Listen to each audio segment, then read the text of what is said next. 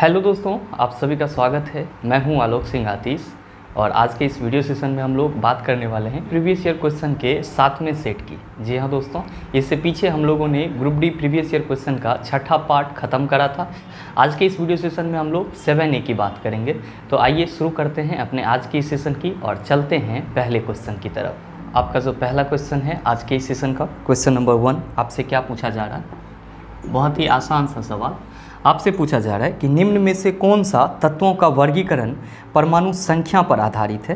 पहला आपका ऑप्शन है आधुनिक आवर्त सारणी, दूसरा आपका ऑप्शन है मेंडलीव की आवर्त सारणी, तीसरा आपका ऑप्शन है न्यूलैंड का अष्टक नियम और चौथा आपका ऑप्शन है डॉबरेनर का त्रिक नियम। आपसे पूछा जा रहा है कि इसमें से कौन सा वर्गीकरण जो है वो परमाणु संख्या पर आधारित है। तो मेरे मित्र आप सभी कहेंगे कि सर आधुनिक आवर्त सारणी जो है, आधुनिक आवर्त सारणी जो है जिसको हम लोग मॉडर्न पीरियोडिक टेबल बोलते हैं, ये तत्वों के किस पे आधारित है सर?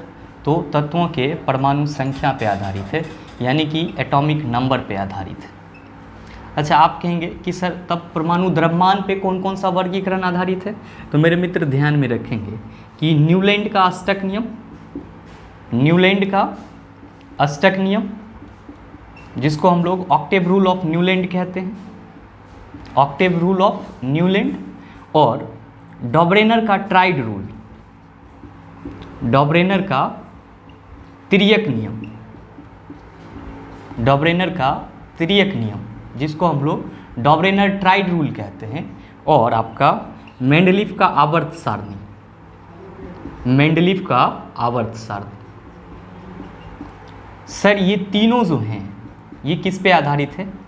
तो ये तीनों ही परमाणु द्रव्यमान पे आधारित है सर, परमाणु द्रव्यमान पे आधारित है।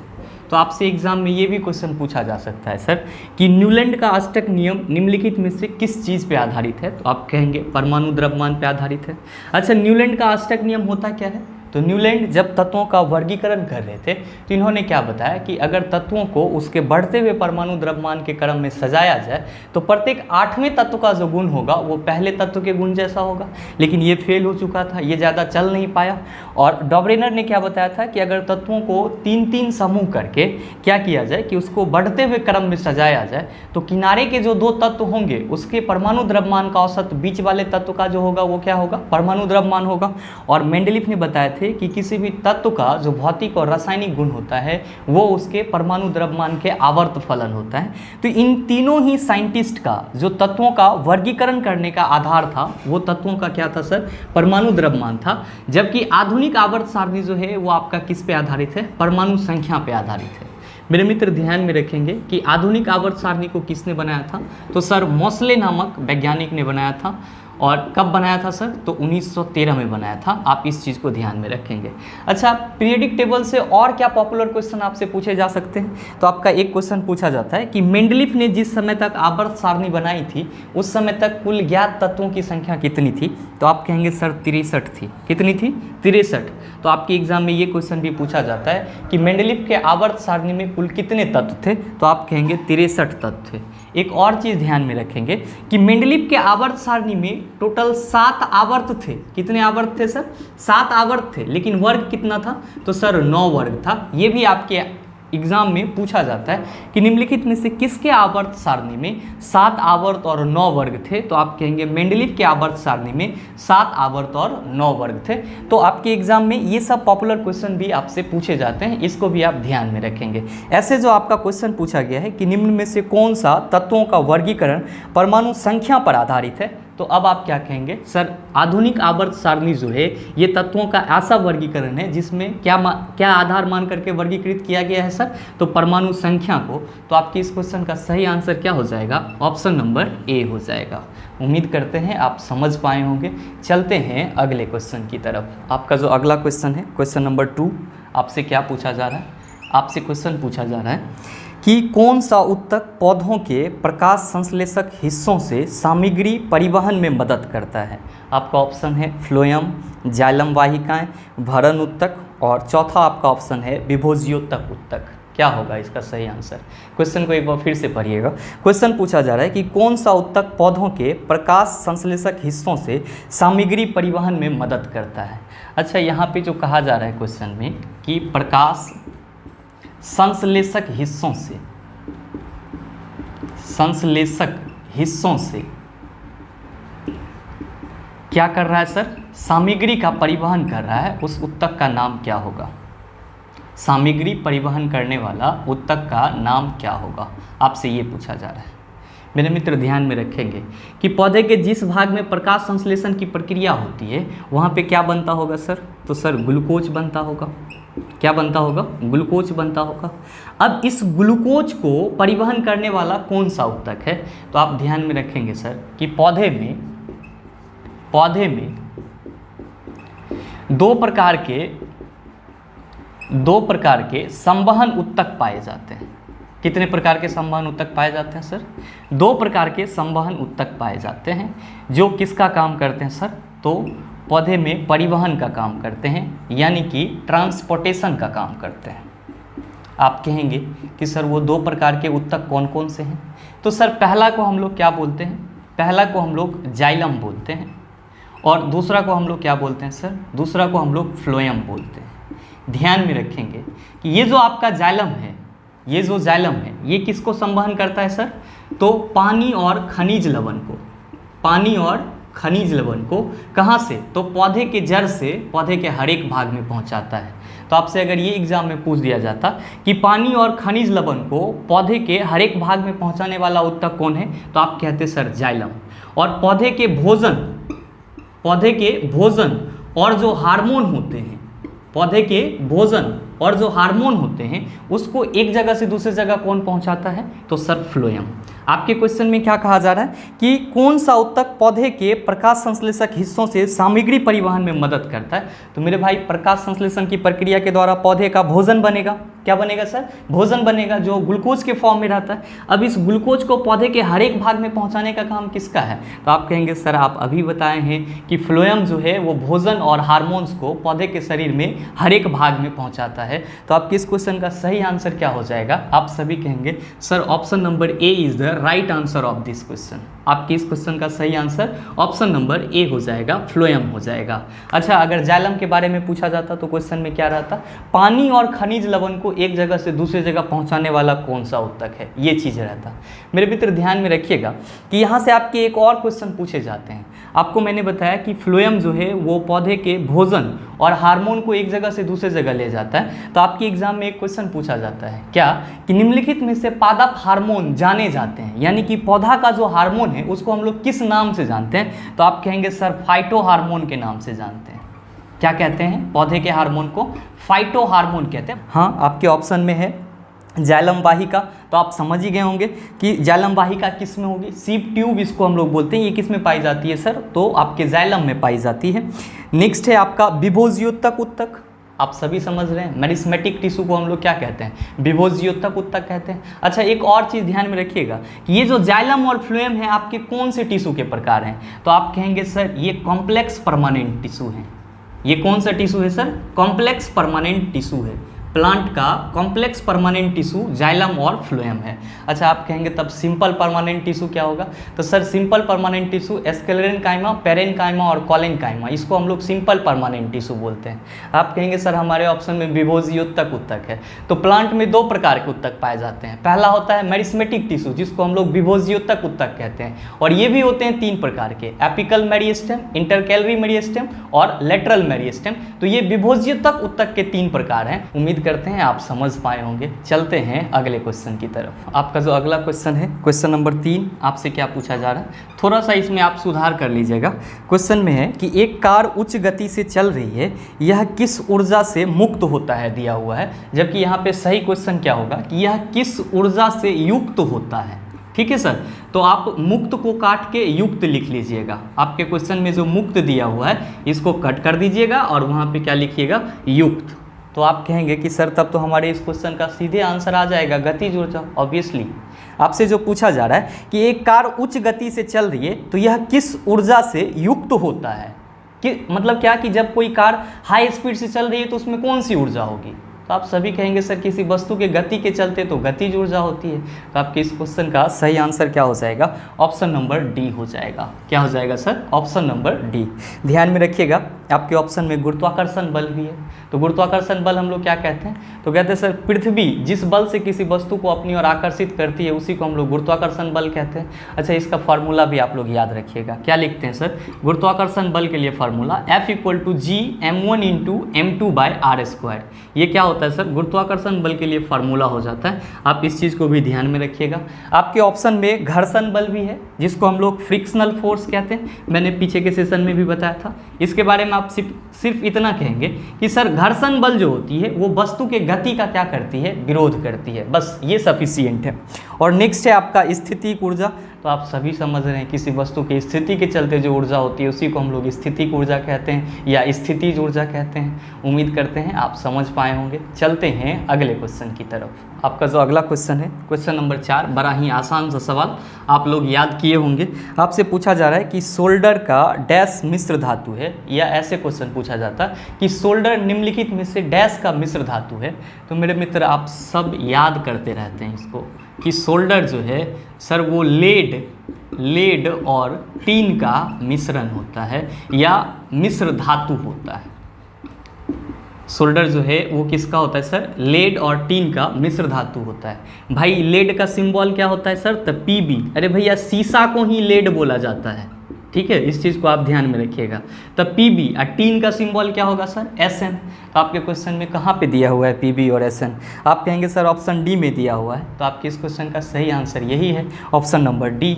उम्मीद करते हैं आप समझ गए होंगे। चलते हैं अगले क्वेश्चन की तरफ। आपका जो अगला क्वेश्चन है, क्वेश्चन नंबर 5, आपसे क्या पूछा जा रहा है? बहुत ही आसान सा सवाल आपसे पूछा जा रहा है कि एक पौधे के बीच में, अच्छा बीच यहाँ पे काट कर लीजिएगा, बीज को यहाँ पे कट कर दीजिएगा सर, तब क्या लिखिएगा? बीज लिखिएगा।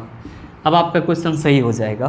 क्वेश्चन क्या पूछा जा रहा है कि एक पौधे के बीज में आगामी पौधा डैश के रूप में रहता है। आप सभी कहेंगे सर भ्रूण के रूप में रहता है। तो आपके इस क्वेश्चन का सही आंसर क्या हो जाएगा? ऑप्शन नंबर डी हो जाएगा। ध्यान में रखिएगा कि आपके ऑप्शन में ऑप्शन ए में वर्तिकाग्र भी है। ये क्या होता है? तो सर वर्तिकाग्र का इंग्लिश होता है स्टिग्मा। क्या होता है सर? स्टिग्मा। और ये प्लांट का फीमेल रिप्रोडक्टिव पार्ट होता है। फीमेल रिप्रोडक्टिव पार्ट होता है।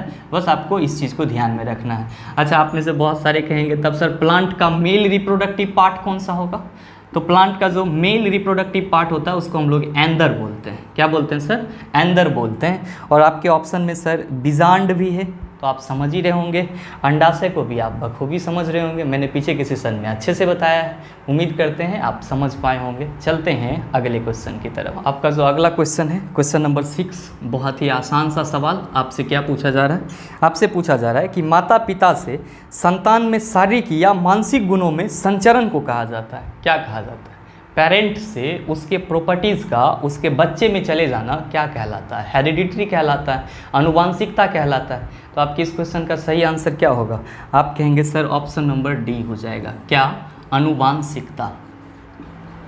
ध्यान में रखिएगा सर कि आपके एग्ज़ाम में एक क्वेश्चन और पूछा जाता है इसी वर्ड से रिलेटेड। क्या पूछा जाता है कि अनुवांशिकता के जनक कौन है? क्या पूछा जाता है? अनुवांशिकता के जनक कौन है? मतलब कि अनुवांशिकता को सबसे पहले किसने खोजा था या सबसे पहला प्रयोग किसने किया था? तो कहेंगे सर जॉन ग्रेगर मंडल। सॉरी, मंडल नहीं, तो मंडल का मिशन हो जाएगा, मेंडल कहेंगे। क्या कहेंगे सर? John Gregor Mendel. और ध्यान में रखेंगे एक और क्वेश्चन पूछा जाता है इस पे कि जॉन ग्रेगर मेंडल ने अनुवांशिकता की खोज के लिए निम्नलिखित में से किस पौधे पे अपना प्रयोग किया था? तो आप याद रखेंगे मटर के पौधे पे अपना प्रयोग किया था। किस पौधे पे सर? मटर के पौधे पे अपना प्रयोग किया था। आपके ऑप्शन में एक क्रमिक विकास भी है। तो कुछ नहीं है सर, इस क्रमिक विकास का मतलब होता है इवोल्यूशन। क्या होता है सर? इवोल्यूशन। जैसे हम लोग कहते हैं कि मानव पहले क्या था कि मतलब आदि मानव के रूप में था, एनिशिएंट ह्यूमन के रूप में था, फिर धीरे धीरे उसके अंदर बहुत सारे प्रॉपर्टीज आते चले गए, चलने का, बोलने का।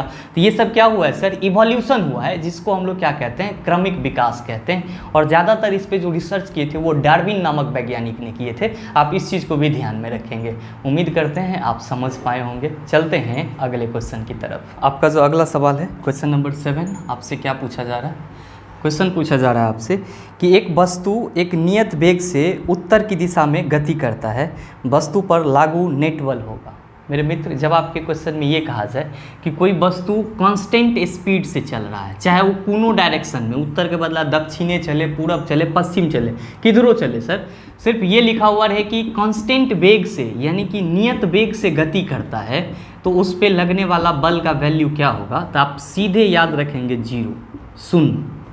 क्या याद रखेंगे सर? शून्य। क्योंकि जब हम लोग कहते हैं कि किसी वस्तु की कांस्टेंट वेग होती है तो उस पर कोई भी बल कार्य नहीं कर रहा होता है। तो आपके इस क्वेश्चन का सही आंसर क्या हो जाएगा? आप सभी कहेंगे सर तब तो option number C is the right answer of this question. Obviously sir, उम्मीद करते हैं आप समझ पाए होंगे, बहुत ही छोटा सा बात था। चलते हैं अगले क्वेश्चन की तरफ। आपका जो अगला क्वेश्चन है क्वेश्चन नंबर 8, मैंने आपको पीछे के सेशन में कराया था, 1-2 क्वेश्चन आपके रिपीट हो जा रहे हैं। आपका क्वेश्चन पूछा गया है परमाणु संलयन प्रतिक्रिया स्वचालित रूप से होती है। आपसे ये क्वेश्चन पूछा जा रहा है कि परमाणु संलयन की प्रक्रिया ऑटोमेटिक रूप से निम्नलिखित में से किस में होती है? सूर्य में, परमाणु रिएक्टर में, सागर की लहरें में, धरती के क्रोड में। तो आप क्या कहेंगे कि सर सूर्य में परमाणु संलयन के द्वारा ऊर्जा का विमुक्तिकरण होता है, तो सूर्य में क्या आप परमाणु संलयन आप करवाने जाते हैं या कोई वहाँ पे परमाणु रिएक्टर रखे हुए हैं? आप कहेंगे सर नहीं, वहाँ पे तो ऑटोमेटिक होता है। तो आपके इस क्वेश्चन का सही आंसर क्या हो जाएगा? ऑप्शन नंबर ए हो जाएगा। क्या हो जाएगा सर? Option number A. ध्यान में रखिएगा मेरे मित्र कि 2 चीज़ होता है, एक होता है परमाणु संलयन, एक क्या होता है सर? परमाणु संलयन, जिसको हम लोग क्या कहते हैं? नाभिकीय संलयन भी कहते हैं। परमाणु संलयन को ही हम लोग क्या कहते हैं? नाभिकीय संलयन कहते हैं। इसमें क्या होते हैं सर? 2 परमाणु आपस में जुड़ते हैं। और दूसरा होता है आपका परमाणु विखंडन। दूसरा क्या होता है? परमाणु विखंडन। और इस परमाणु विखंडन को हम लोग नाभिकीय विखंडन के नाम से भी जानते हैं। और ये सर नाभिकीय विखंडन में क्या होता है? तो विखंडन का मतलब हुआ टूटना। विखंडन का क्या मतलब हुआ सर? टूटना। तो नाभिकीय विखंडन में कोई एक बड़ा नाभिक टूट करके ऊर्जा का क्या करता है? उत्पादन करता है। आप इस चीज़ को ध्यान में रखेंगे। और हाँ, आप ये भी ध्यान में रखेंगे कि आपका जो हाइड्रोजन बम है सर, वो परमाणु संलयन पे आधारित होता है, जबकि एटम बम जो है, जिसको आप परमाणु बम कहते हो, वो नाभिकीय विखंडन पे आधारित होता है। क्या ध्यान में रखना है कि आपका हाइड्रोजन बम, ये भी आपके एग्जाम में क्वेश्चन पूछा जाता है कि हाइड्रोजन बम परमाणु संलयन की अभिक्रिया पे आधारित होता है, जबकि एटम बम परमाणु विखंडन नाभिकीय विखंडन की क्रिया पे आधारित होता है। कभी कभी आपके एग्जाम में ये भी क्वेश्चन पूछा जाता है कि सर परमाणु बम का खोज किसने किया था? तो ओटो हन नामक वैज्ञानिक थे, उन्होंने क्या किया था सर? परमाणु बम का खोज किया था। उम्मीद करते हैं आप समझ पाए होंगे। चलते हैं अगले क्वेश्चन की तरफ। आपका जो अगला सवाल है क्वेश्चन नंबर 9, आपसे क्या पूछा जा रहा है? बहुत ही आसान सा सवाल। क्या पूछा जा रहा है कि प्रजनन की प्रक्रिया के दौरान उत्पन्न होने वाली भिन्नताएं हो सकती है, क्या होगा? आप इसका मतलब क्या समझते हैं? आप लोग अपने आसपास में अगर किसी को न्यू बॉर्न बेबी होता है तो लोग कहता है अच्छा इसका नाक तो मौसी पे गया है, इसका नाक तो इसके मामा पे गया है। तो ये जो भिन्नताएं हैं ये किसके चलते होती है? तो हम लोग कहते हैं सर वंशागत के चलते होती है, हेरिडिटरी के चलते होती है। आपसे क्वेश्चन पूछा जा रहा है कि प्रजनन की प्रक्रिया के दौरान उत्पन्न होने वाली भिन्नताएं हो सकती है, क्या होगा? वंशागत हो सकती है। तो आपकी इस क्वेश्चन का सही आंसर ऑप्शन नंबर ए हो जाएगा। क्या हो जाएगा सर? Option number A. उम्मीद करते हैं समझ पाए होंगे। चलते हैं अगले क्वेश्चन की तरफ। आपका जो अगला क्वेश्चन है क्वेश्चन नंबर 10, आपसे क्या पूछा जा रहा है? आपसे पूछा जा रहा है कि अमोनिया में नाइट्रोजन की संयोजकता है, क्या होगी? देखिए आपसे पूछा जा रहा है कि NH3 में नाइट्रोजन की संयोजकता कितनी होगी? तो आपको पता है कि यहाँ पे नाइट्रोजन हाइड्रोजन के साथ साझा करता है। तो हाइड्रोजन के कितने परमाणु हैं? 3 परमाणु हैं। तो यहाँ पे नाइट्रोजन की संयोजकता कितनी हो जाएगी? तो सर ये 3 परमाणु का ही साझा करेगा। आप ऐसे भी कह सकते हैं सर कि नाइट्रोजन का जो परमाणु संख्या होता है वो होता है 7। तो ये जब कक्षा में विस्तृत होगा, जब इसके परमाणु की बात करेंगे तो आप कहेंगे सर पहले कक्षा में 2 इलेक्ट्रॉन जाएगा। क्यों? क्योंकि किसी भी कक्षा में अधिकतम इलेक्ट्रॉन 2n² होता है। n जहाँ कक्षा की संख्या है, तो हम कह रहे हैं पहले कक्षा में 2 इलेक्ट्रॉन जाएगा, तो 2 × 1 का स्क्वायर, ये कितना हो गया? 2। तो यहाँ पे 2 इलेक्ट्रॉन हम रख दिए सर। अब दूसरे कक्षा में कितना जाएगा सर? तो 8 इलेक्ट्रॉन जाएगा। का है? तो 2 × 2 का स्क्वायर, ये हो जाएगा 8। तो 8 रहेगा तब न जाएगा। एक पास 7 गो इलेक्ट्रॉने था सर, और 2 गो आप इसमें रख दी तो बचा कितना? 5। और आपको पता है कि कोई भी तत्व अगर इलेक्ट्रॉन का लॉस या गेन करके अपने बाह्यतम कक्षा में 8 इलेक्ट्रॉन पूरा कर लेता है तो वो तत्व अस्थायी माना जाता है, स्टेबल माना जाता है। इसको पूरा करने के लिए कितना इलेक्ट्रॉन की ज़रूरत है? तो आप कहेंगे सर इसको ऑक्टेट पूरा करने के लिए यानी कि इस बाहरी कक्षा में 8 इलेक्ट्रॉन लाने के लिए 3 इलेक्ट्रॉन की ज़रूरत है। तो ये 3 इलेक्ट्रॉन क्या करेगा? किसी से लेगा तो नाइट्रोजन की संयोजकता कितनी हो जाएगी? नाइट्रोजन की संयोजकता कितनी हो जाएगी? तो आप कहेंगे सर 3 हो जाएगी। कितनी हो जाएगी सर? 3 हो जाएगी। तो आपसे जो क्वेश्चन पूछा जा रहा है उसका आंसर क्या होगा? तो आप कहेंगे sir option number B is the right answer of this question. Obviously उम्मीद करते हैं आप समझ पाए होंगे। चलते हैं अगले क्वेश्चन की तरफ। आपका जो अगला क्वेश्चन है क्वेश्चन नंबर 11, आपसे क्या पूछा जा रहा है? बहुत ही आसान सा सवाल, मैंने कई बार बताया। किसी वस्तु की गतिज और स्थितिज ऊर्जा को एक साथ क्या कहा जाता है? आप कहेंगे यांत्रिक ऊर्जा। सीधे आपके इस क्वेश्चन का सही आंसर क्या हो जाएगा? Option number A. मैंने बहुत बार आपको बताया है मैकेनिकल एनर्जी क्या होती है, कैसे होती है। आपके इस ऑप्शन में एक आपका ऑप्शन नया ऑप्शन है पेशीय ऊर्जा, जिसको हम लोग कहते हैं मस्कुलर एनर्जी। हम लोग जब किसी वस्तु को अपने हाथ से उठाते हैं तो वहाँ पर जो बल लगता है वो कौन सा बल लगता है? तो सर मांसपेशीय बल लगता है। और इस बल के चलते जो हम लोग ऊर्जा लगा रहे हैं वहाँ पे उसी को हम लोग क्या बोलते हैं? पेशीय ऊर्जा बोलते हैं। और इसका सबसे बेस्ट एग्जांपल है ब्लॉक कार्ट का, बैलगाड़ी का, जिसमें बैलगाड़ी अपने शरीर से क्या करती है? उस कार्ट को यानी कि गाड़ी को खींचती है। तो वहाँ पे बैल जो है उस ब्लॉक कार्ट पे यानी कि उसका जो गाड़ी है उसमें कौन सा बल लगा रहा है? तो पेशीय बल लगा रहा है। इस चीज़ को आप ध्यान में रखेंगे। या जो कोयला लेकर के जाता है और आदमी ही खींचते रहता है तो वहाँ भी वो कौन सा बल लगा रहा है सर? पेशीय बल लगा रहा है। और कौन सा उसका ऊर्जा जा रहा है? तो पेशीय ऊर्जा जा रहा है। इस चीज़ को आप सिर्फ ध्यान में रखेंगे। ऐसे उम्मीद करते हैं आप समझ पाए होंगे। चलते हैं अगले क्वेश्चन की तरफ। आपका जो अगला क्वेश्चन है क्वेश्चन नंबर 12, आपसे क्या पूछा जा रहा है? आपसे पूछा जा रहा है कि एल कक्षा में रखे जाने वाले इलेक्ट्रॉन की संख्या कितनी होती है? आप कहेंगे सर ये एल कक्षा कितना कक्षा संख्या होगा? तो ध्यान में रखिए कि मान लीजिए कि ये आपका कोई परमाणु है। अच्छा नहीं दिख रहा है, थोड़ा सा और बोल्ड कर देते हैं, अब दिख रहा होगा। ये आपका परमाणु है। तो परमाणु के बीच में क्या रहता है? नाभिक रहता है। और इस नाभिक में प्रोटॉन और न्यूट्रॉन रहते हैं। और इस नाभिक के चारों ओर वृत्ताकार मार्ग होती है जिसको हम लोग कक्षा कहते हैं। और इसमें इलेक्ट्रॉन घूमते रहता है। बहुत सारी कक्षाएँ होती हैं। तो जो नाभिक से सटा हुआ कक्षा होता है उसको हम लोग के से रिप्रेजेंट करते हैं। और के के बाद जो कक्षा आता है उसको एल से, और इसके बाद जो कक्षा आता है उसको एम से, और इसके बाद जो कक्षा आता है उसको हम लोग एन से रिप्रेजेंट करते हैं। इसका मतलब ये हुआ कि आपसे जो क्वेश्चन पूछा जा रहा है कि एल कक्षा में रखे जाने वाले इलेक्ट्रॉन की संख्या कितनी होती है, तो एल आपका कौन सा कक्षा है? तो आप कहेंगे सर दूसरा कक्षा है। अभी आपको मैंने बताया कि परमाणु के कक्षा में यानी कि परमाणु के ऑर्बिट में अधिकतम कितना इलेक्ट्रॉन रह सकता है? तो सर 2n² रह सकता है। n क्या है आपका? कक्षा संख्या। तो आपका जो l कक्षा बोला जा रहा है तो इसकी कक्षा संख्या क्या है? 2 है। तो 2 का आप स्क्वायर करेंगे तो कितना आ जाएगा सर? 8 आ जाएगा। तो आपकी इस क्वेश्चन का सही आंसर क्या हो जाएगा? आप सभी कहेंगे सर ऑप्शन नंबर ए। क्या हो जाएगा सर? Option number A. उम्मीद करते हैं आप समझ पाए होंगे। चलते हैं अगले क्वेश्चन की तरफ। आपका जो अगला क्वेश्चन है क्वेश्चन नंबर 13, आपसे क्या पूछा जा रहा है? आपसे पूछा जा रहा है कि आभासी और सीधी छवि के लिए दर्पण का आवर्धन होना चाहिए अनंत, ऋणात्मक, धनात्मक, शून्य। क्या होगा इसका आंसर? आप सभी कहेंगे सर पहले आवर्धन क्या होता है इसको समझना ज़रूरी है। तो ध्यान दीजिए, आवर्धन को इंग्लिश में हम लोग क्या कहते हैं? मैग्नीफिकेशन कहते हैं। आवर्धन को इंग्लिश में मैग्नीफिकेशन कहते हैं। और हाँ, मैग्नीफिकेशन के लिए हम लोग फार्मूला क्या लिखते हैं? तो हाइट ऑफ इमेज बटा हाइट ऑफ ऑब्जेक्ट, यानी कि हम लोग क्या कहते हैं सर कि प्रतिबिंब की ऊंचाई और वस्तु की ऊंचाई के अनुपात को आवर्धन कहा जाता है, मैग्नीफिकेशन कहा जाता है। आवर्धन के लिए एक फार्मूला तो आपका ये हो गया। दूसरा फार्मूला होता है मैग्नीफिकेशन इक्वल टू -v/u। क्या होता है फार्मूला? -v/u। यहाँ पे v क्या है सर? तो v आपका प्रतिबिंब दूरी है। v आपका क्या है सर? प्रतिबिंब दूरी है। और u जो है वो क्या है सर? वस्तु दूरी है। यहाँ पे दूरी लिख ही लीजिए। तो v आपका प्रतिबिंब दूरी और u क्या है? वस्तु दूरी है। तो आप ये भी कहते हैं कि सर प्रतिबिंब दूरी और वस्तु दूरी के अनुपात को हम लोग आवर्धन कहते हैं। अब यहाँ पे लफड़ा फंस रहा है इस माइनस साइन के साथ। तो ये जो सर माइनस साइन है ये सिर्फ ये इंडिकेट कर रहा है कि प्रतिबिंब जो है उल्टा और वास्तविक बन रहा है। प्रतिबिंब जो है वो कैसा बन रहा है सर? उल्टा और वास्तविक बन रहा है। अच्छा ध्यान दीजिएगा, जब प्रतिबिंब आपका उल्टा और वास्तविक बनेगा तो आवर्धन का मान क्या होगा सर? ऋणात्मक आएगा। आवर्धन का मान क्या होगा सर? ऋणात्मक आएगा। आपसे क्वेश्चन क्या पूछा जा रहा है? आपसे क्वेश्चन पूछा जा रहा है कि आभासी और सीधी छवि के लिए दर्पण का आवर्धन होना चाहिए। आपसे क्वेश्चन कहा जा रहा है कि आभासी और सीधी छवि, मतलब क्या कि आभासी और सीधा छवि बोले तो आभासी और सीधा प्रतिबिंब बनने के लिए आवर्धन का मान क्या होगा? तो आप कहेंगे सर जब उल्टा और वास्तविक प्रतिबिंब बनता है तो आवर्धन का मान ऋणात्मक होता है, जब आभासी और सीधा प्रतिबिंब बनेगा यानी कि काल्पनिक प्रतिबिंब बनेगा तो जो आवर्धन का मान होगा वो क्या होगा? धनात्मक होगा। तो आपके इस क्वेश्चन का सही आंसर क्या हो जाएगा? आप सभी कहेंगे सर ऑप्शन नंबर सी हो जाएगा। क्या हो जाएगा सर? ऑप्शन नंबर सी।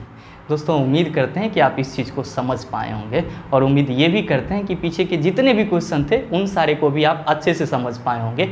अब अगर आपको इसके आसपास या इर्द गिर्द से भी कोई क्वेश्चन मिलेगा तो उसका जवाब आसानी से दे सकते हैं। मिलते हैं हम लोग फिर अगले वीडियो सेशन में, तब तक के लिए best of luck. Thank you, have a nice day.